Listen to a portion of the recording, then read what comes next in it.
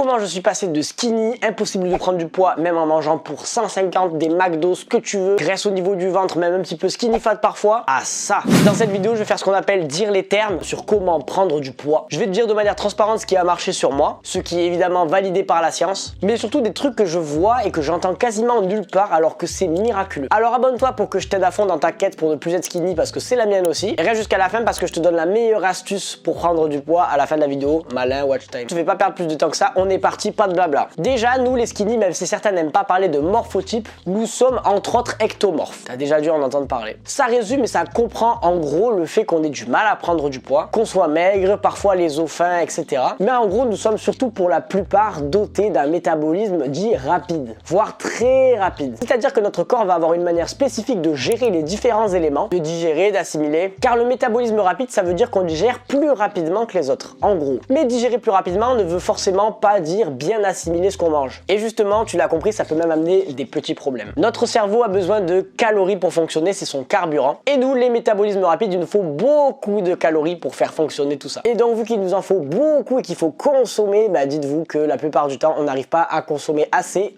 ou juste assez. Ce qui nous fait souvent soit perdre du poids, soit stagner, mais rarement avoir l'objectif qu'on veut, prendre du poids. Pour prendre du poids, je t'apprends rien, il faut être en surplus calorique et donc manger plus de calories que son maintien. Ton maintien, c'est ce qu'il te faut pour ni perdre de poids, ni en prendre. Et déjà, souvent, on a du mal à atteindre notre maintien qui est souvent déjà de base plus haut que les autres, mais alors atteindre un surplus calorique, ça peut vite s'avérer compliqué pour certains d'entre nous. Voilà pourquoi nous sommes skinny. Déjà, on a posé les bases. Et les skinny fat, d'ailleurs, c'est souvent ceux qui vont réussir à manger juste assez, mais qui vont tout stocker. Mais quand même, souvent, ça se corrige parce qu'il y a une petite histoire d'alimentation un peu merdique, il y a un facteur génétique, mais les skinny fat, vous en faites pas, votre cas est pas perdu, loin de là. D'ailleurs, si vous voulez que je fasse une vidéo sur le sujet des skinny fat très précisément, genre il y aura pas plus précis, n'hésitez pas à me le dire parce que moi, si je fais des vidéos, c'est vraiment dans le but de vous sortir tout ce qui se sait, comme ça vous êtes carré. Donc, maintenant que tu sais pourquoi on était skinny, pourquoi j'étais skinny, quelles sont les solutions? Donc, si tu as un métabolisme rapide, ça veut dire qu'il te faut beaucoup de calories pour atteindre le surplus calorique et qu'il te faut apprendre à mieux assimiler ce que tu manges car ton système va le digérer rapidement. On est d'accord? Le problème déjà, le plus gros, c'est que souvent on consomme pas assez de calories. Et en plus,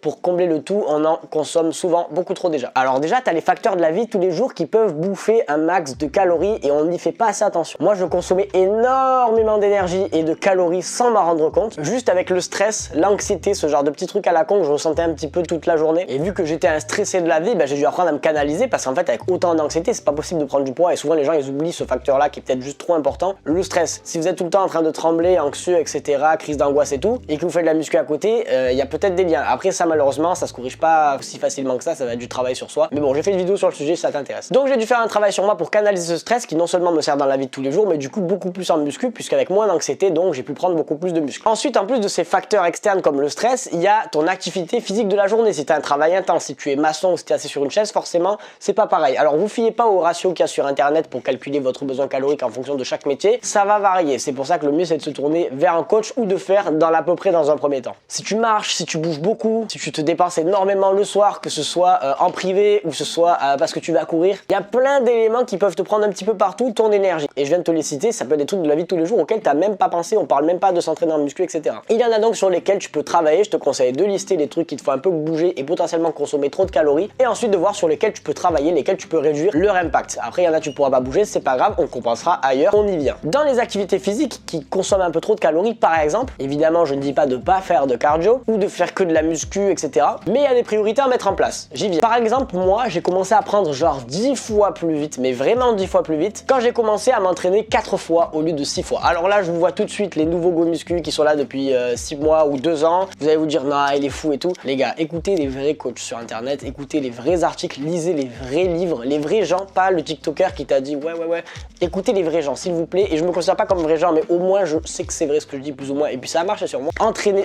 Si vous êtes skinny, ecto, que vous avez du mal à prendre du poids, etc., pourquoi vous voulez vous entraîner 6 fois? Ça ne sert absolument à rien, les gars. Vous n'aurez pas plus de gains et au contraire, ça va être même contre-productif. Je vais t'expliquer pourquoi. Parce que 6-7 entraînements semaine, mon gars, ça ne va pas t'apporter plus de muscles. Si t'es skinny avec un métabolisme rapide, comme on a tout expliqué avant, comme tu l'as compris, les activités physiques que tu vas avoir en plus, le stress, etc., imagine, tu t'envoies 7 trainings. Si tu veux perdre du poids ou quoi, c'est cool, mais tu veux garder de la masse, on a dit. Donc déjà que tu consommes beaucoup et que tu manges à peine assez, imagine tu t'envoies 7 entraînements qui brûlent bien les calories, qui détruisent bien tout. Et en plus, même si ça pourrait te faire prendre du muscle, bah du coup tu récupères zéro récupération ou un petit jour de repos maigre qui suffit pas du tout à ton corps qui lui n'a pas assez de, rappelons-le, d'énergie pour réparer tout ça puisque tu manges pas assez ou alors que tu consommes trop ailleurs. Donc tu dégrades encore plus, c'est contre-productif de malade. Donc et oui, tu l'auras compris, pour nous les skinny, le secret clé à mettre en place et qui a marché mais de fou sur moi, je te montre un petit résultat de mon passage de programme de 7 séances à 4 séances. Il vaut mieux s'arracher mais genre plus que les autres, vraiment se détruire 3-4 fois par semaine avec des séances de fou furieux à l'échec et tout, et bien bouffer le reste du temps, se reposer, envoyer un petit nid, aller marcher, etc. À la place de se buter à la salle 6-7 fois par semaine, faire ton programme je sais pas quoi. Et ça c'est peut-être un des conseils que tu entendras le moins mais qui est le plus efficace, je te promets. Donc si tu t'entraînes 6-7 fois par semaine, commence à essayer de passer peut-être à 5, puis 4 ou 3 minimum. Voilà. Ensuite hors training, tu t'en doutes, il y a la nourriture. Je pourrais me contenter de te dire de manger plus comme font la plupart des gens sur internet, mais je sais que tu l'as déjà entendu et qu'il va falloir que je t'encourage un peu plus et que je te donne plus de clés, donc je vais le faire, t'en fais pas parce que je suis passé par là et j'en ai chié avec la bouffe. En vérité, il y a des stratégies à mettre en place qui nous aident un petit peu nous les skinny parce qu'on n'aime pas forcément manger, certains aiment manger ou alors ils le font juste pas. Il faut savoir gérer son temps, gérer la faim, gérer l'envie ou pas de manger. On n'a pas tous envie de taper un tupperware de riz à 9 h du matin ou à 16 h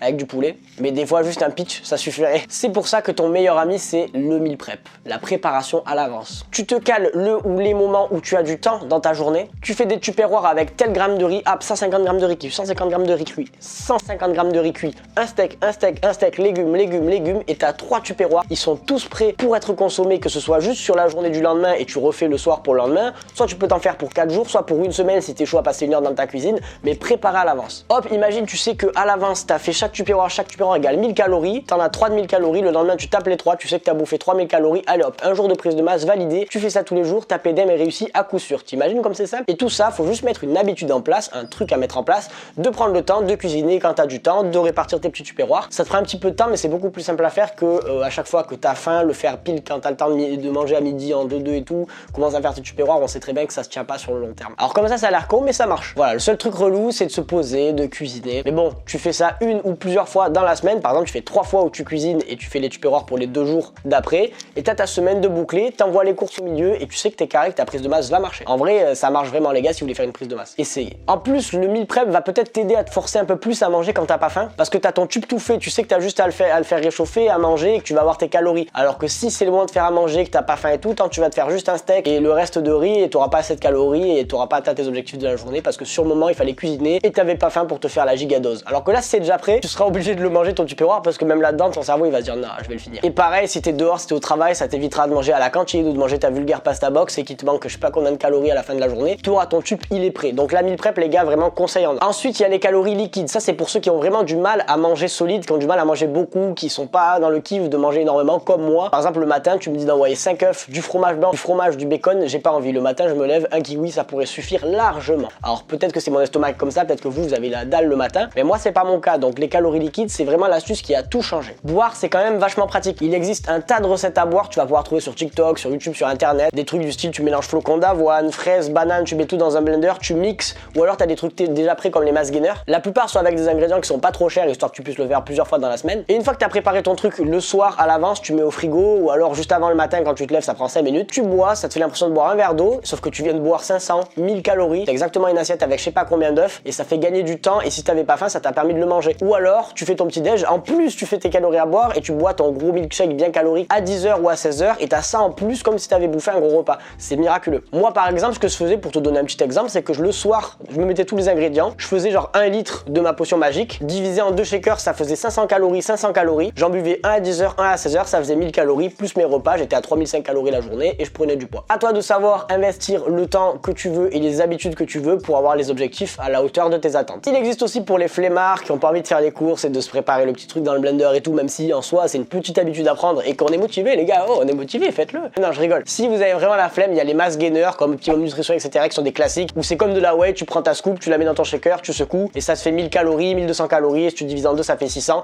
Les composés nutritifs, je suis d'accord, ne me tombez pas dessus, les pro-diététiciens sont pas fous, il y a beaucoup mieux en termes de qualité nutritive, mais bon, dans une optique où on veut quitter son corps de skinny, ça marche et c'est plutôt sympa, t'envoies ton petit shaker à un moment de la journée, tac tac tac, t'as 1000 calories, c'est pratique, on va pas se mentir. Donc n'hésite pas à mettre en place tout ce qui est possible pour quelques mois dans ta vie, ça va pas te tuer, ça va au contraire t'aider peut-être à atteindre tes objectifs pour derrière derrière être encore plus sain par la suite. Ensuite, une astuce qui va mettre les diététiciens en sueur, mange des glucides le soir. Oui, oui, vous allez pouvoir me tomber dessus, j'ai les arguments, je m'en fous, je vous attends. Comme je l'ai dit, pour quelques mois de ta vie, tu vas peut-être pouvoir te permettre de faire certains changements qui vont n'avoir aucun impact, si ce n'est sur la prise de poids, qui est en plus ton objectif. Donc, qui va dire quoi, pourquoi? Les gars, tout est une question de contexte. Si on dit de pas manger de glucides le soir, c'est souvent pour des gens lambda qui ne sont pas des go-muscu, qui ne cherchent pas à prendre du poids ni même du gras et au contraire souvent à le perdre. C'est ça le contexte de pas manger de glucides le soir, c'est pour la santé généralisée et pour des gens qui n'ont pas d'objectif particulier. Ici, le contexte de cette vidéo, c'est de prendre de la masse et de prendre du poids, surtout quand on n'y arrive pas. Même pas d'en prendre tout court, d'en prendre quand on y arrive. Donc manger des glucides le soir est une astuce qui va pouvoir être intéressante pour vous et je vais en plus vous expliquer pourquoi les effets secondaires ne sont pas si graves que ça. Alors quand je vous dis de manger un repas un peu plus chargé en glucides le soir, évidemment je ne parle pas d'enquiller je sais pas combien de grammes de pâtes ou un énorme KFC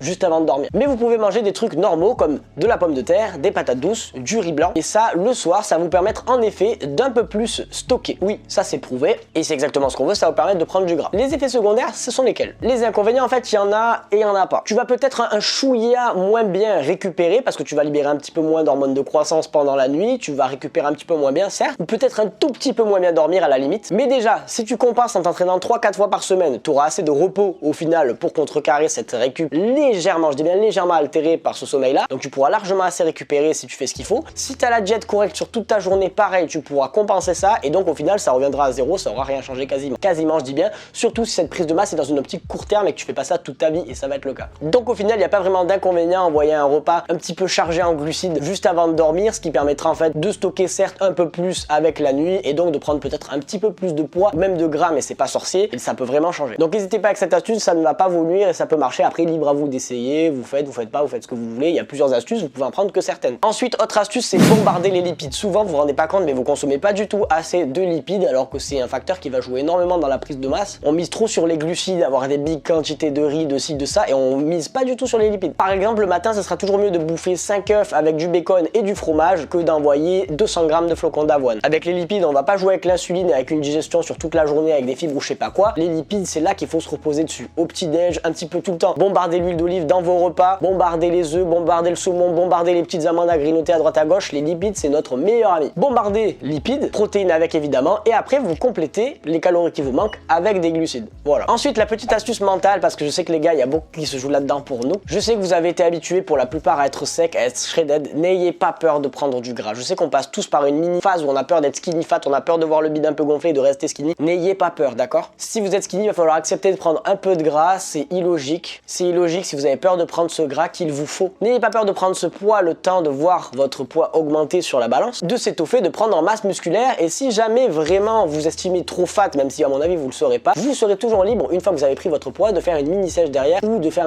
un sorte de petit rééquilibrage pour perdre 2-3 kilos ou pour brûler un petit peu ce gras. Mais dans tous les cas, vous allez rester sec et souvent c'est mental qu'on a l'impression de prendre du gras alors que vous faites rien. Souvent vous faites un petit peu de rétention d'eau ou alors vous faites un léger voilage mais qui est essentiel au final à votre prise de poids. Mais le but par contre, ne soyez pas dans les extrêmes, c'est de garder un petit peu les abdos visibles. Si vous êtes shredded et qu'un mois après vous êtes full voilé, c'est que vous avez peut-être déconné sur la diète. Donc tranquille les gars, soyez en paix avec les repas, soyez en paix avec vous-même. S'il y a un peu de gras, c'est normal, ça fait partie du processus, mais il faut que ça reste un peu. Et on passe à la dernière astuce, celle qui a changé ma vie, qui est la plus conne de toutes mais à la fois qui a le mieux marché et quand je l'ai mis en place j'ai explosé. Les gars, c'est la pré-digestion, c'est le plus simple à mettre en place. Mâchez bien, mâchez tout doucement jusqu'à ce que votre repas soit vraiment de la bouillie dans votre bouche. Mangez je sais pas des gnocchis plutôt que de manger de faire ça passe là, mâchez-le, mâchez-le, mâchez-le, remâchez-le et après avalez et faites ça avec tous vos repas. Déjà pour ceux qui veulent glow up, ça vous permet de mâcher et donc de faire le mi-wing pour la mâchoire, petit aparté, mais surtout ça vous permet en fait de mâcher, de remâcher et de faire ça, vous allez sécréter plus d'enzymes, plus de salive qui va vous permettre de mieux digérer. En générant plus de salive, donc vous digérez mieux, vous assimilez mieux ce que vous mangez, les nutriments, etc. Et vous optimisez mais genre 100 fois plus ce que vous mangez, ce que vous faites et votre corps. Vous favorisez donc la prise de masse musculaire parce que tous les nutriments comme les protéines, etc. vont être beaucoup mieux assimilés et ce que vous mangez, la diète que vous infligez va être beaucoup plus carré que si vous avez juste mangé à l'arrache. Une étape simple, sous-cotée mais qui fait la différence. Prenez le temps de bien mâcher et de bien saliver, ça change tout. Vous pouvez même saler un peu plus vos repas de temps en temps histoire de pas trop jouer avec le sel, mais ça vous permettra de plus saliver. Et dans une optique de prise de masse, ça peut servir, même si pour la santé en général, n'abusez pas du sel, vous le savez. La plupart des trucs cités dans cette vidéo, t'as pas dû beaucoup les entendre, alors ça va peut-être te paraître un petit peu révolutionnaire, tu vas dire c'est qui ce con qui te dit ça, mais les gars, croyez-moi, des fois il faut savoir écouter les conseils sous-cotés mais qui ont des preuves d'efficacité, plutôt que de vous dire que ça va peut-être pas marcher parce que ce sont des gens pas très connus qui les citent et que monsieur Thibaut InShape ne vous a pas dit ça, ok? Et puis au pire, essayez ces astuces, vous allez voir si ça marche. Si ça marche pas, vous arrêtez. Si ça marche, vous me remercierez plus tard. Ces astuces-là, je ne sors pas, mais sache que les conseils de cette vidéo sont extrêmement efficaces et tu vas le voir par toi-même. Dans la description de cette vidéo, tu trouveras un e-book pour prendre de la masse à coup sûr. Dedans, il y a un programme fait par un coach. Il y a un programme que je fais payer normalement. Il y a un programme type que je pourrais offrir à quelqu'un qui paye très cher pour avoir ça. Donc un programme personnalisé sur plusieurs semaines, etc. Les variantes, tout. Donc tu auras deux programmes en fonction de deux types. Tu auras plusieurs jets de prise de masse avec chaque aliment, le grammage, etc. Des choses qu'on paye cher en général. En plus de ça, tu auras des conseils sur la prise de masse. Tu auras quelques conseils en général, des variantes, des exos vidéo, etc. Tout rassemblé à un seul e-book. Donc n'hésite pas à aller checker en description pour avoir ce e-book et enfin prendre de la masse. Tu me feras ton retour. Tu as ainsi un e-book gratuit si tu t'entraînes à la maison pour avoir quelques conseils. Je te mets quelques vidéos sur la prise de masse en description qui pourraient t'intéresser. N'hésite pas à venir sur Instagram pour me poser des questions. Je te répondrai à coup sûr, mais alors à 100%. J'espère que ta quête de prise de masse va fonctionner. Surtout, ne lâche pas, n'abandonne pas et tu vas y arriver. Abonne-toi pour plus de vidéos. Lâche un like. C'était Evan Cito. On se dit à très bientôt. Ciao, ciao.